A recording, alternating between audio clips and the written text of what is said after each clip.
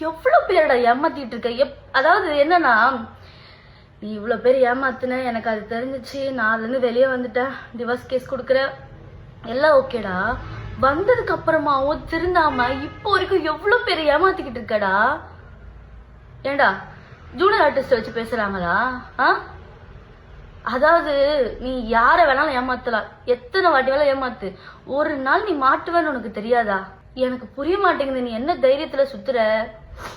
அதுவும் நான் சத்தியமா உங்க அம்மாவெல்லாம் நான் அவ்வளோ நம்பினேன்டா. நான் அவங்கள என் ஃபேமிலி மாதிரி பார்த்தேன்டா. நான் வந்துட்டேன், சரி யாராவது ஒருத்தர் எனக்கு ஃபோன் பண்ணி பேசுறீங்களா, இல்ல நீ என்ன சமாதானப்படுத்தணும்னு ஏதாவது ஒரு ஸ்டெப் எடுத்து வச்சியா? எப்படிடா உனக்கு இப்படிலாம் பண்ண தோணுது?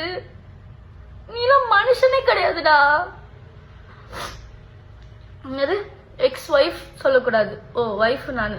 டேய் நீ வேணான்னு சொல்றதுன்னா நான் டிவோர்ஸ் வரைக்கும் வந்துட்டு இருக்கேன்.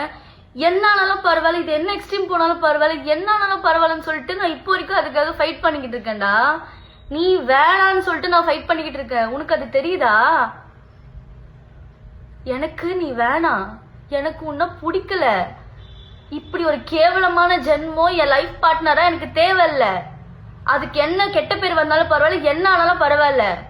இது வரைக்கும் நீ பண்ணாதது ஒன்றும் புதுசா பண்ண போறது இல்ல.